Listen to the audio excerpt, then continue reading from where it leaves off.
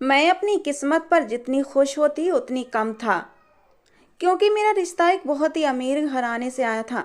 हालांकि मेरा संबंध एक मिडिल क्लास घराने से था, जहां हमारा घर दिल्ली की तंग गलियों में पुराने जमाने का बना हुआ था। मोहल्ले के रिश्ते कराने वाली मासी ने जब अम्मा को ये बताया कि तुम्हारी बेटी की तस्वीर देखते ही उन लोगों ने फौरन हाँ कह दिया है, और कह दिया है कि हमें इसी लड़की को अपनी बहू बनाना है। विश्वास मानो, मुझे तो तुम्हारी बेटी की किस्मत पर और खुश नसीबी पर बड़ी हैरत है। आजकल ऐसी किस्मत कहाँ होती है लड़कियों की। मेरी माँ तो ये सब सुन सुनकर मुस्कुराए जा रही थी। उन्हें उम्मीद नहीं थी कि उनकी बेटी का रिश्ता इतने अमीर घराने से आ सकता है। मेरे लिए भी ये बात कुछ हैरान कर देने वाली थी। रिश्ते वाली मासी कहने लगी, कोहिनूर का हीरा है तुम्हारी बेटी। अरे इसका हुस्न देख कर तो लड़के वालों को तुम्हारे छोटे मोहल्ले और घर से भी कोई दिक्कत नहीं है। फिर वो कहने लगी कि कल वो लोग तुम्हारे घर आएंगे और हाँ, लड़का भी साथ आएगा। ये सुनना था कि मेरा दिल जोरों से धड़कने लगा था, क्योंकि हमारे घरों में ऐसा कोई रिवाज ना था कि लड़की को देखने के लिए लड़का खुद अपने माँ बाप के साथ आ जाए। मुझे लगा था मेरी माँ इस बात पर ऐतराज उठाएंगी या इस रिश्ते से इनकार ही कर देंगी। लेकिन मैं तो हैरान रह गई जब अम्मा ने कहा, ठीक है, हमें कोई ऐतराज नहीं। लेकिन मैं बड़ी नर्वस हो रही थी। ये मेरा पहला आने वाला रिश्ता था और पहली बार ही मुझे यूं किसी के सामने बैठना नर्वस कर रहा था। एक नेचुरल सी बात है, लड़की ऐसे वक्त में वैसे ही बदहवासी का शिकार होती है। लेकिन जब ये मालूम हुआ कि वो लड़का खुद भी तशरीफ ला रहा है, तो मेरा सारा कॉन्फिडेंस पानी पानी हो गया था। और मैं तो थी ही थोड़ी दब्बू टाइप की लड़की, जरा सी ऊंची आवाज सुनकर ही सहम जाती थी। मैं बस यही सोच रही थी कि कल उन मेहमानों का सामना कैसे करूंगी। अम्मा ने अगले ही दिन दोपहर को जाकर करीबी बाजार से मुझे खूबसूरत सा कढ़ाई वाला सूट लाकर दे दिया था। कहने लगी, ये लेमन कलर का जोड़ा पहनकर आना मेहमानों के सामने, ये रंग तुम पर बहुत अच्छा लगता है। फिर मुझसे कहने लगी, मेहमानों के सामने कोई बहन जी टाइप की बनने की कोशिश मत करना। अरे भाई, अमीर टाइप के लोग हैं, फैशनेबल भी होंगे, इसलिए बालों को खुला छोड़ देना, हल्का सा मेकअप भी कर लेना, लिपस्टिक जरूर लगाना, और जो दिवाली पर मैंने तुम्हें कानों के बुंदे लाकर दिए थे ना, वो जरूर पहन लेना। मेरी माँ का तो बस नहीं चल रहा था कि क्या कुछ मुझे न पहना दें। जिस दिन मेहमानों ने आना था, मेरे हाथ पांव घबराहट के मारे फूले जा रहे थे। अम्मा ने बाजार से सबसे महंगी वाली बेकरी से सामान मंगवाया था। मेरी माँ एक विधवा औरत थी, मेरी दो बहनें और भी थीं और एक छोटा भाई था जो कि अभी सिर्फ 12 साल का था। मैं सब बहन भाइयों में बड़ी थी। अम्मा ने रिश्ते वाली से साफ कह दिया था कि मैं दहेज में अपनी बेटी को 2 जोड़ों से ज्यादा कुछ नहीं दे सकती। बेशक लड़का शक्ल सूरत का आम हो, बस कमाता इतना हो कि मेरी बच्ची को इज्जत की रोटी खिला सके। मेरी और कोई डिमांड नहीं है, बस उनसे कहना दहेज नहीं दे पाएंगे। लेकिन मेरी किस्मत में शायद कुछ और ही लिखा था। पहला ही रिश्ता मेरा बहुत ही अमीर घराने से आया था। मेहमानों के आने से पहले हर चीज हमारे घर में तैयार थी, लेकिन जब वो लोग घर पहुंचे तो लड़के का मुंह काफी बना हुआ था। शायद हमारा पुराना सा इलाका देखकर और छोटी छोटी गलियां देखकर उसको ये सब बुरा लगा होगा। वो तो आलीशान बंगले से आया था, बड़ी सी गाड़ी में बैठ कर आया था। उसकी बड़ी सी गाड़ी कहाँ इन तंग गलियों से गुजर पाई होगी। उसे गाड़ी लाने में भी बड़ी दिक्कत हुई होगी, इसलिए शायद उसका मूड खराब था। जाहिर है ऐसे इलाकों में आना कोई आसान काम तो नहीं होता। मैं तो ये हैरान थी कि आखिर उन्हें अपनी क्लास में कोई खूबसूरत लड़की क्यों नहीं मिली। वो तो जिस लड़की पर हाथ रखते वो उनकी बहू बन जाती। फिर मेरा चुनाव क्यों किया गया था। छोटे भाई ने मेरे कमरे में आकर मुझसे कहा कि दीदी, लड़के का तो मुंह बना हुआ है, ऐसा लग रहा है जबरदस्ती उसको अपने साथ लाया गया है। दीदी, मुझे नहीं लगता तुम्हारे यहाँ दाल गलने वाली है। मैंने उसे घूर कर देखा। मैंने कहा, चल जा यहाँ से, शर्म नहीं आती बहनों से ऐसी बातें करते हुए। वो फौरन से कमरे से बाहर निकल गया। कुछ देर बाद ही अम्मा घबराई हुई कमरे में आई थी। शायद समझ नहीं पा रही थी कि इन अमीर जादों के साथ किस तरह व्यवहार करें। मुझसे कहने लगी, वो लोग ज्यादा देर रुकने के लिए तैयार नहीं हैं, कहते हैं बस लड़की दिखा दो, इसलिए जल्दी चलो। सारा सामान तो मैंने उन लोगों के सामने सजा दिया है, चाय भी रख दी है, बस तुम कपों में डालकर उन्हें दे देना। ड्राइंग रूम तक जाते जाते मेरी माँ मुझे हर बात समझा चुकी थी। मैं जाकर सोफे पर बैठ गई। वो बस 3 ही लोग थे। एक औरत थी जो मेरी माँ की उम्र की थी, उसने पिंक कलर की साड़ी पहन रखी थी। ड्राइंग रूम में हालांकि पंखे के साथ एक एयर कूलर भी चल रहा था, लेकिन फिर भी वो अपने पसीने पोंछ रहे थे।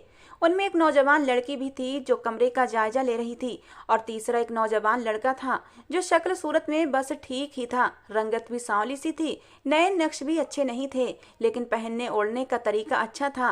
ब्रांडेड कपड़े पहन रखे थे और अपनी शर्ट के ऊपर के बटन खोलकर पंखे की हवा लेने की कोशिश कर रहा था। शक्ल से ही बोर लग रहा था, लेकिन मुझे देखकर तीनों ही अपनी आंखें झपकाना भूल गए थे।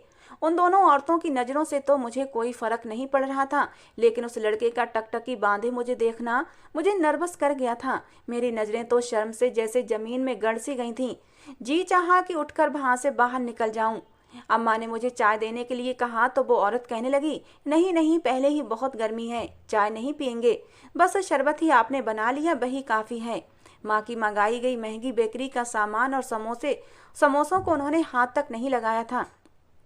कहने लगी, हमें आपकी बेटी बहुत पसंद आई है। ये कहते हुए वो औरत जिसने पिंक साड़ी पहन रखी थी मेरे पास आकर बैठ गई। बस मेरा नाम ही पूछा था और मेरे बारे में कुछ भी जानने की कोशिश नहीं की थी।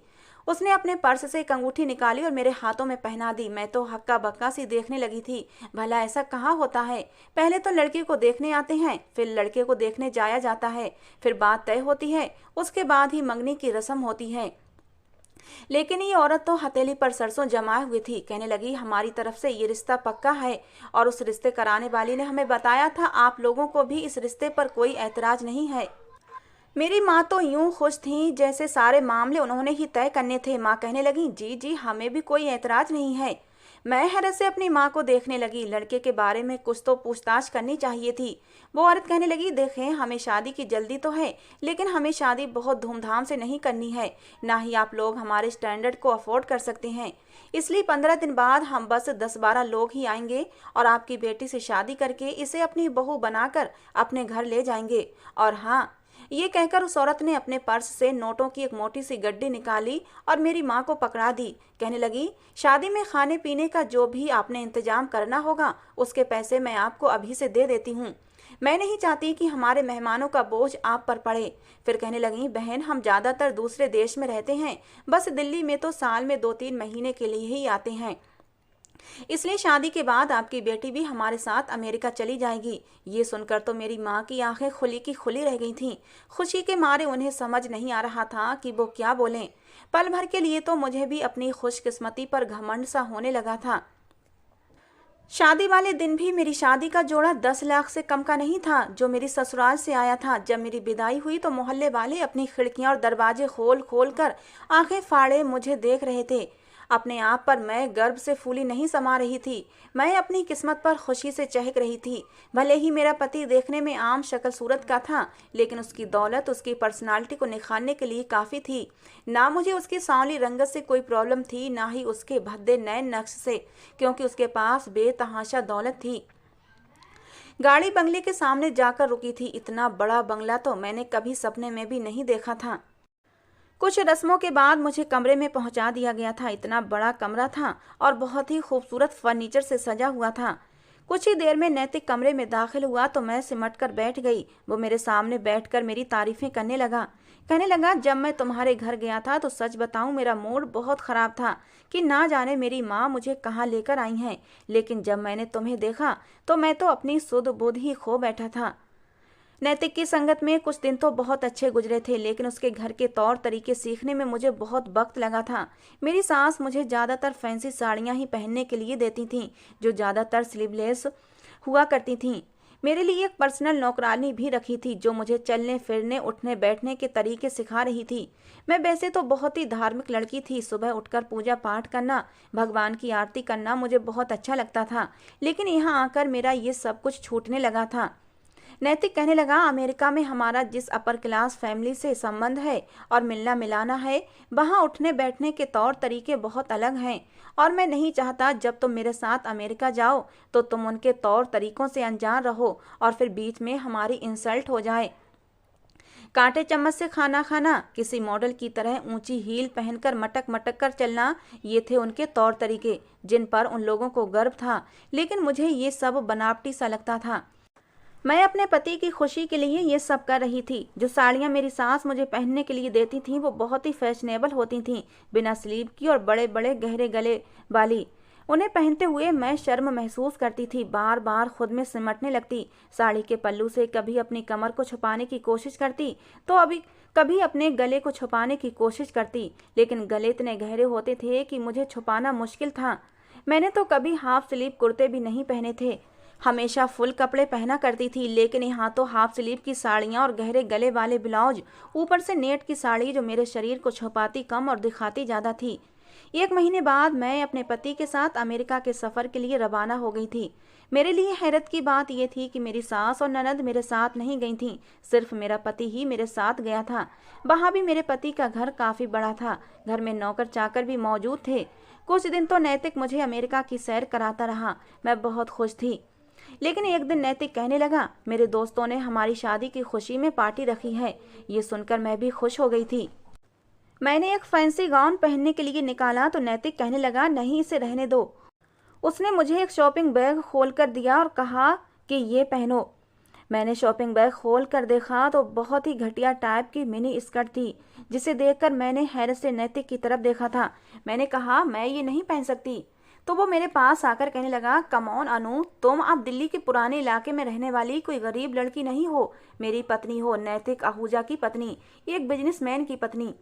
फिर कहने लगा, फटाफट से इसे पहनो, पहली बार ही तुम्हें इसे पहनते हुए शर्म आएगी, उसके बाद तुम्हें आदत हो जाएगी। जहां मैं तुम्हें लेकर जा रहा हूँ, बस कुछ दिन ही जाओगी तो तुम्हारी शर्म तुम्हारे कपड़ों की तरह से कम होती चली जाएगी।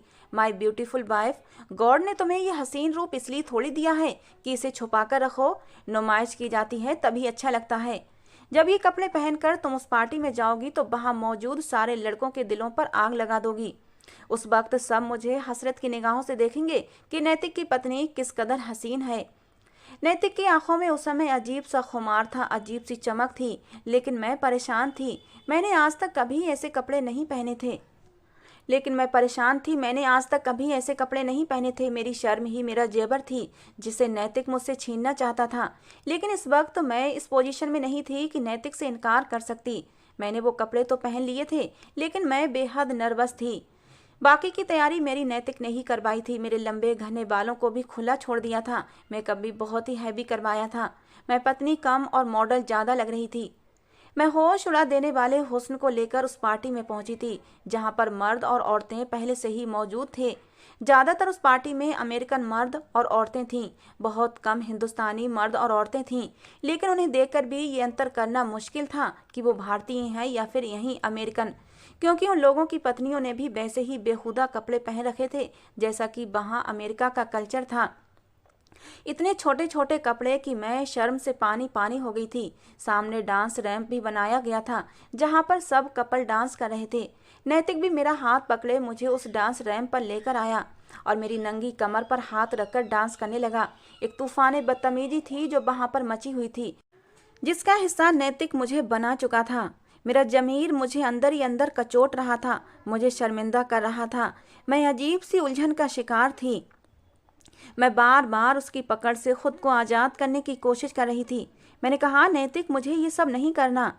वो मुझसे कहने लगा, करोगी नहीं तो तुम्हें ये सब आएगा कैसे? देखो, ये सब यहाँ के माहौल में शामिल है, ये तो हमें करना ही पड़ेगा। अचानक डांस करते करते मुझे महसूस हुआ जैसे सामने खड़ा एक अमेरिकन लड़का मुझे देख रहा है। उसकी तेज नज़रें मेरे पूरे शरीर पर चुभ सी रही थीं। मुझे बेचैनी सी महसूस होने लगी। मेरा जी चाहा एक बड़ी सी चादर से खुद को छुपा लूं और अपने आप को उसकी नज़रों से बचा लूं और नैतिक को अपने आप से छुड़ाकर वहां मौजूद कुर्सियों टेबल पर जाकर बैठ जाऊं। वो अंग्रेज लड़का नैतिक के पास आ गया और इंग्लिश जबान में जो बात उसने नैतिक से कही थी, मैं सुनकर ही सांस लेना भूल गई थी। वो लड़का नैतिक से कह रहा था, क्या मैं तुम्हारी पत्नी के साथ डांस कर सकता हूँ? मुझे लगा नैतिक इनकार कर देगा, लेकिन मुझे हैरत का एक जोरदार झटका लगा था जब नैतिक ने कहा, वाई नॉट। ये कहकर नैतिक ने मुझे अपनी पकड़ से आज़ाद किया और मेरा बाजू पकड़कर उस लड़के की तरफ हल्का सा धक्का दिया था। मैं लड़खड़ाकर उस आदमी के सीने से जा लगी थी। मुझे लगा जैसे मुझे किसी ने आग की भट्टी में फेंक दिया हो। मैं एकदम से उस आदमी से पीछे हटी थी। उस लड़के ने फिर से मेरा हाथ पकड़कर मुझे करीब किया था। मैं उससे इंग्लिश में अपने पास आने से उसे मना कर रही थी। मैंने कहा, मुझे आपके साथ डांस नहीं करना, आप किसी और को अपना डांस पार्टनर बना लें। मुझे तो नैतिक पर भी गुस्सा आ रहा था, कैसे मुझे अपने दोस्तों के हवाले कर सकता था। मैं नैतिक की पत्नी थी, उसकी इज्जत थी। मैं उस लड़के को मना करके वहां रुकी नहीं थी, बल्कि चलती हुई सामने रखे टेबल के पास आकर कुर्सी खींच के बैठ गई थी।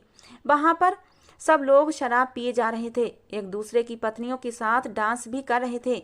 ये सब उनके कल्चर का हिस्सा होगा, लेकिन मेरे कल्चर का हिस्सा नहीं था। पहली बार मुझे नैतिक की पत्नी होने पर पछतावा और अफसोस हो रहा था। क्या अमीर लड़कों की गैरत मर जाती है? वो कैसे अपनी पत्नियों को अपने दोस्तों के हवाले कर देते हैं। लेकिन ये तो शायद शुरुआत थी, इसका अंत तो इससे भी ज्यादा घिनौना और घटिया था। नैतिक भी गिलास उठाकर शराब पी रहा था, अपने दोस्तों की पत्नियों के साथ रोमांटिक डांस भी कर रहा था। यहाँ दौलत थी, शराब थी, शबाब था, आने वाले सभी अमीर लोग थे, लेकिन यहाँ न शराफत थी, न शर्मो हया थी, और न ही हमारी हिंदुस्तानी सभ्यता थी। ये सब देखकर ना चाहते हुए भी मेरी आंखों से आंसू बहने लगे थे।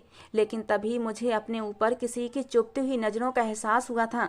मैंने चारों तरफ देखना शुरू कर दिया कि ऐसा कौन है जो मुझे इतनी देर से देख रहा है, कि तभी अचानक से मेरी नज़र उसी लड़के पर पड़ी जो नैतिक से मुझसे मेरे साथ डांस करने की इजाज़त ले रहा था। वो खामोशी से कोने में खड़ा गिलास में शराब डाले घूंट घूंट भर रहा था और मुझे ही देख रहा था। जैसे ही उससे मेरी नज़रों का टकराव हुआ था, वो मुस्कुराने लगा, लेकिन मैंने अपना रुख दूसरी तरफ बदल लिया था। कुछ देर बाद ही वो चलता हुआ मेरी टेबल के पास आ गया और मुझसे बैठने की इजाज़त मांगने लगा, लेकिन मैं तो उसकी तरफ देख भी नहीं रही थी। अपने माथे पर बल डाले अपने गुस्से का इजहार कर रही थी, लेकिन वो मुस्कुराते हुए कुर्सी खींचकर मेरे पास बैठ गया। मुझे हैरत उस समय हुई जब उस लड़के ने हिंदी में बात करना शुरू की। वो अटक अटक कर हिंदी में बात कर रहा था, लेकिन शब्द साफ थे। कहने लगा, तुम हिंदुस्तान से आया है ना? मैंने कहा, आपको कैसे पता? कहने लगा, तुम्हारी ये शर्मो हया से लगता है। हमने देखा है हिंदुस्तान की औरतें दूसरे मर्दों से गले मिलने को बुरा समझती हैं। मैंने कहा, बुरे को बुरा ही समझना चाहिए। मैं ये सोच चुकी थी कि अब नैतिक की कोई भी बात नहीं मानूंगी। वो तो मेरे धर्म, मेरी सभ्यता से ही मुझे दूर कर देगा। मुझे ये भी याद आने लगा कि जब से मेरी शादी हुई थी, मैं वक्त पर भगवान की पूजा अर्चना भी नहीं कर पा रही थी। ना जाने शादी को इतना समय हो गया था और मैं अपने भगवान के सामने बैठकर न जाने कब से उसकी पूजा की थी। इस तरह तो मैं अपने भगवान से, अपनी सभ्यता से और अपनी संस्कृति से दूर हो जाऊंगी। अभी भी वो लड़का मुझसे बातें ही कर रहा था कि जब नैतिक मेरी टेबल के पास आ गया। वो लड़का कहने लगा, नैतिक, मुझे तुम्हारी पत्नी बहुत पसंद है। नैतिक उसकी बात सुनकर बहुत खुश हुआ था। वो लड़का मेरे चेहरे की तारीफें करने लगा, कभी मेरी आंखों की, कभी मेरे बालों की और कभी मेरे फिगर की। मुझे उसके मुंह से ये सब सुन सुनकर गुस्सा आने लगा था, लेकिन नैतिक तो मुस्कुरा रहा था। वो लड़का कहने लगा, मुझे तुम्हारी पत्नी की एक चीज बहुत अच्छी लगती है, कभी बताऊंगा कि वो चीज क्या है। उस आदमी की बात सुनकर मेरा दिल बेचैन हुआ था। मैं ये प्रार्थना कर रही थी कि जल्द से जल्द ये पार्टी खत्म हो और मैं घर वापस जाऊं, और फिर ऐसा ही हुआ था। मैं घर आई तो मैंने नैतिक से साफ कह दिया कि मैं दोबारा ऐसी किसी पार्टी में नहीं जाऊंगी और ना ही ऐसे कपड़े पहनूंगी। मैं कोई बेशरम और इतनी आजाद ख्याल टाइप की लड़की नहीं हूँ जो इन तौर तरीकों को अपनाऊं। मेरी बात सुनकर नैतिक गुस्से में आ गया था। कहने लगा, क्या मतलब है तुम्हारी बात का? और उसके बाद जो बात नैतिक ने मुझे कही, मेरे होश उड़ के रह गए थे। वो कहने लगा, मैंने तुमसे शादी इसलिए नहीं की कि तुम्हें 7 पर्दों में छुपा कर रखूं। तुम जैसी गरीब लड़की से मैंने शादी इसलिए की क्योंकि तुम बहुत खूबसूरत हो। मैं तो तुम्हारी खूबसूरती की नुमाइश करना चाहता हूँ, इससे कैश करना चाहता हूँ, सबको दिखाना चाहता हूँ कि मेरी पत्नी आधे अधूरे कपड़ों में कितने लोगों के होश उड़ा सकती है। तुम नहीं जानती, औरत जितने छोटे कपड़े पहनती है उतनी ही हसीन लगती है। मुझे नैतिक की बातें सुनकर अफसोस हो रहा था। मैंने कहा, नैतिक, मैं तुम्हारी इज्जत हूँ, तुम्हारी पत्नी हूँ, तुम्हें शर्म नहीं आएगी मुझे अपने दोस्तों के सामने यूं छोटे कपड़े पहनाकर भेजते हुए? वो कहने लगा, ये सब यहाँ गलत नहीं समझा जाता। मैंने भी 2 टूक अंदाज में कह दिया, मैं ऐसा कुछ भी नहीं करूँगी। वो कहने लगा, तुम वही करोगी जो मैं चाहता हूँ, वरना मैं तुमसे ये सब कुछ जबरदस्ती भी करवा सकता हूँ। कौन है यहाँ जो तुम्हें मुझसे बचा लेगा? नैतिक के शब्दों से अब मुझे डर लगने लगा था। नैतिक के सोने के बाद मैं भगवान के सामने जाकर खड़ी हो गई थी और अपनी इज्जत, अपने धर्म की सुरक्षा की भीख रो रो कर मांगने लगी थी। मैं इस दलदल में नहीं फंसना चाहती थी। अगले दिन मैंने अपनी इंडियन ड्रेसेस निकाल ली। मैं सोच चुकी थी कि मैं दुनिया की जिंदगी की खातिर अपनी इज्जत, अपने धर्म को खराब नहीं करूंगी। नैतिक अभी ऑफिस से वापस नहीं आया था जब मुझे नौकर ने बताया कि नैतिक का कोई दोस्त आपसे मिलना चाहता है। मैं नहीं जानती थी कि वो कौन है और मुझसे क्यों मिलना चाहता है। मैंने कहा, अभी तो नैतिक घर पर नहीं है। नौकर कहने लगा, वो आपसे मिलना चाहता है। मैंने कहा ठीक है, बुलाओ उसे। मैंने अपने आसपास अच्छे से दुपट्टा फैलाया और उससे मिलने के लिए लॉन्ज में ही आकर बैठ गई। आने वाला लड़का जो मुझे उस पार्टी में मिला था वही था। वो बड़े ही बोल्ड अंदाज से आते हुए मेरे सामने सोफे पर बैठ गया था और मुझे सर से लेकर पैर तक बड़े गौर से देखने लगा। कहने लगा, तुम तो बिल्कुल इंडियन लग रही हो। मैंने कहा, मैं इंडियन हूँ तो इंडियन ही लगूंगी। फिर वो जोर जोर से हंसने लगा। कहने लगा, मुझे समझ नहीं आता, जब सब औरतें एक जैसी होती हैं तो इंडियन औरतें हमसे क्या छुपाने की कोशिश करती हैं। मैं जरा सख्त शब्दों में बात कर रही थी। मैंने कहा, यही तो फर्क है हम हिंदुस्तानी औरतों में कि वो खुले हुए सड़े फलों की तरह नहीं होती जिन पर सारे जमाने की गंदी मक्खियां भिनभिनाती हुई नजर आती हैं। हमारी मिसाल कीमती खजानों से होती है जिसे छुपाकर रखा जाए। वो तो नैतिक को यहाँ के कल्चर को अपनाने का शौक है, इसलिए मैंने उसके मजबूर करने पर वो कपड़े पहन लिए थे, वरना मेरा ऐसा कोई भी इरादा नहीं था। और अब मैं पछता रही हूँ कि मैंने ऐसा क्यों किया, और मैंने अब ये सब छोड़ने के बारे में सोच लिया है। आप ये बताएं, आप यहाँ क्यों आए हैं? वो कहने लगा, जिस कंपनी में नैतिक जॉब करता है मैं वहाँ के बॉस का बेटा हूँ। फिर कहने लगा, जितनी दौलत मेरे पास है नैतिक के पास तो उसका 1% भी नहीं है। मैं नहीं जानती थी वो मुझे ये सब क्यों बता रहा है। मैंने कहा, मुझे इस बात से क्या मतलब कि आपके पास कितनी दौलत है। अगर आपको कोई कारोबारी बात करनी है तो आप नैतिक से कर लेते, और नैतिक इस समय घर पर नहीं है। जब वो आए तब आप उससे मिल लेना। वो मुझे हैरत से देखने लगा। कहने लगा, तो क्या आपने नैतिक की दौलत से इम्प्रेस होकर उससे शादी नहीं की? मैंने कहा, नहीं, वो मुझे अमेरिका की बजाय हिंदुस्तान में ही रखता तब भी मुझे कोई ऐतराज नहीं था, बल्कि मुझे खुशी होती। आप बैठें, वो आने ही वाला होगा, मैं आपके लिए चाय बनवा देती हूँ। ये कहकर मैं किचन में चली गई। चाय का इंतजाम करके जैसे ही मैंने चाय टेबल पर लगाई, नैतिक भी आ चुका था। उस लड़के को अपने घर में देखकर वो हैरान था। फिर बड़ी ही खुश दिली से वो उससे मिला था। मैं चाय रखकर वहां से जा चुकी थी। 2 घंटे तक वो लड़का और नैतिक आपस में बैठे ना जाने क्या क्या बातें करते रहे। उसके जाने के बाद जब नैतिक कमरे में आया तो बहुत खुश था। कहने लगा, आज एक बहुत ही खूबसूरत सेक्सी सा ड्रेस पहन के तैयार हो जाना, पीटर ने हमें अपनी खास पार्टी में बुलाया है अपने घर पर। मैंने कहा, मुझे ना तो इस तरीके की ड्रेसेस पसंद हैं और ना ही ऐसी किसी पार्टी में जाना। मेरा ये कहना था कि गुस्से से नैतिक मेरे पास आया और मेरा बाजू दबोच कर कहने लगा, मेरी शराफत का नाजायज फायदा मत उठाओ, जैसा कह रहा हूँ वैसा करो। पहली बार मैंने नैतिक का ऐसा रूप देखा था, लेकिन मैं अब और ये बेशर्मियों वाला काम नहीं कर सकती थी। मेरे बार बार मना करने पर उसने खींचकर मेरे मुंह पर थप्पड़ मारा था। कहने लगा, तुमने जो पहनना है पहनो, लेकिन मेरे साथ तुम आज रात जरूर जाओगी। मैं रोने लगी, लेकिन नैतिक के लाख कहने पर भी मैंने एक इंडियन ड्रेस ही पहनी थी और उसके साथ पार्टी में चली गई। वो लड़का मुझे देखकर मुस्कुराने लगा। कहने लगा, मुझे इंडियन ब्यूटी बहुत इम्प्रेस करती है, पागल हो जाता हूँ ढकी छुपी औरत को देखकर। मुझे उस लड़के से नफरत महसूस हो रही थी, क्योंकि उसके कहने पर नैतिक मुझे यहाँ लाया था। वहां पर बस वो आदमी था या उसकी पत्नी, जो तेज बेहुदा गाने पर डांस करती हुई नैतिक के गले का हार बनी जा रही थी।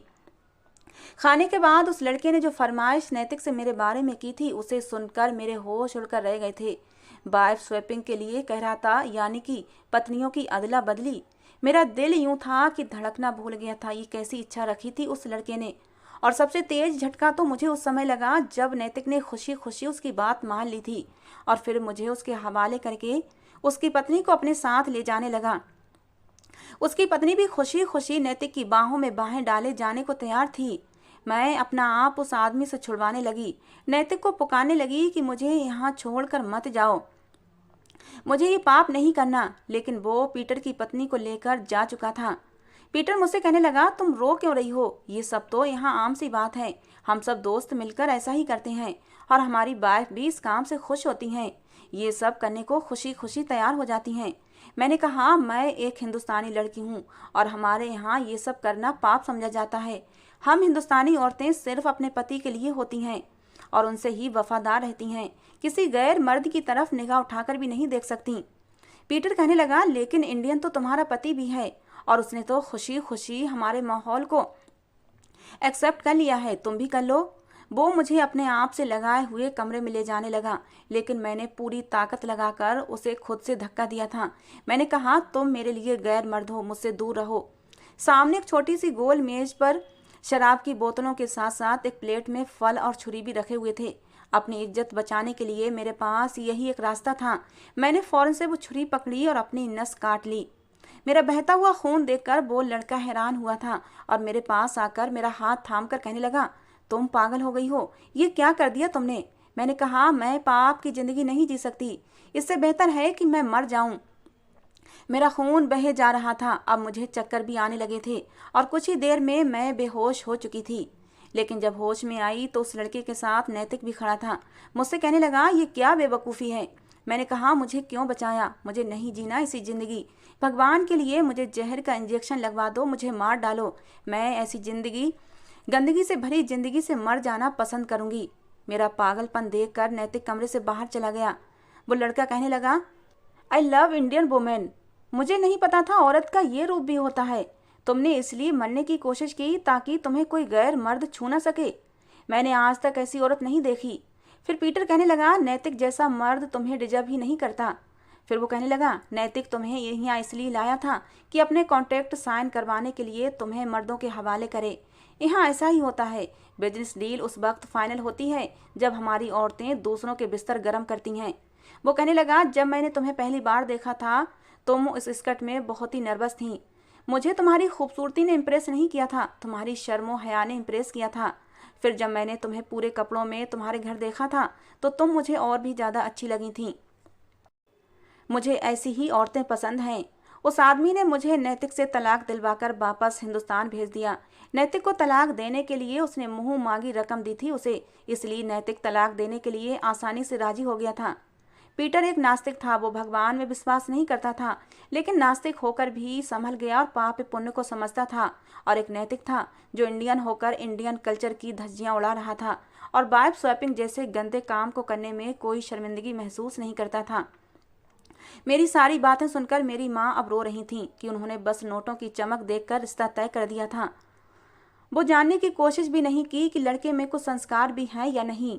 मैंने अब एक स्कूल में पढ़ाने की जॉब कर ली थी। कुछ ही महीने गुजरे थे कि एक दिन मैं स्कूल से घर वापस आई तो सामने वही अमेरिकन लड़का खड़ा था, लेकिन उसे देखकर मुझे हैरत का झटका लगा था। मैंने कहा, पीटर आप? वो कहने लगा, पीटर नहीं कृष्णा, मैंने हिंदू धर्म अपना लिया है और मैं दिल से हिंदू हो चुका हूँ। ये सुनकर मुझे बहुत खुशी हुई थी। फिर वो कहने लगा, तुम्हारी शर्मो हया ने मुझे बहुत इम्प्रेस किया था, इसलिए मैंने हिंदू धर्म को स्टडी करना शुरू कर दिया और मेरे दिल में इस धर्म को अपनाने की इच्छा हुई। लेकिन जब मैंने हिंदू धर्म अपनाया तो मेरी पत्नी मुझे छोड़कर चली गई और इसीलिए हिंदुस्तान आया हूँ ताकि एक हिंदुस्तानी लड़की से शादी करके अपने लिए एक ऐसा साथी चुन सकूं जो सिर्फ और सिर्फ मेरे साथ वफादार रहे, मेरे अलावा किसी की तरफ निगाह उठाकर भी ना देखे। क्या तुम मेरी साथी बनोगी? मुझे भला क्या एतराज हो सकता था। मैंने खुशी खुशी कृष्णा के साथ शादी कर ली। कृष्णा मुझे अपने साथ अमेरिका ले गया और उसने मुझे फोर्स नहीं किया था कि मैं उसका कल्चर अपनाऊं, बल्कि मैंने अपना इंडियन कल्चर अपनाया था और कृष्णा भी मेरे ही रंग में रंग गया था। वो मुझसे इतनी मोहब्बत करता है कि मैं अपने भगवान का जितना धन्यवाद करूं कम है कि उसने मुझे इतना अच्छा जीवन साथी दिया था। दोस्तों, क्या जमाने के साथ कदम से कदम मिलाकर चलने के लिए हमें अपनी सभ्यता, संस्कृति और धर्म को पीछे छोड़ देना चाहिए? अपनी राय कमेंट बॉक्स में जरूर दें। दोस्तों, आज की हमारी ये कहानी आपको कैसी लगी जरूर बताना। पसंद आई हो तो प्लीज लाइक करना। रोज एक नई कहानी सुनने के लिए हमारे चैनल को भी सब्सक्राइब करना। कहानी को पूरा अंत तक सुनने के लिए आप लोगों का बहुत बहुत धन्यवाद। दोस्तों, मिलते हैं अगली किसी नई कहानी के साथ।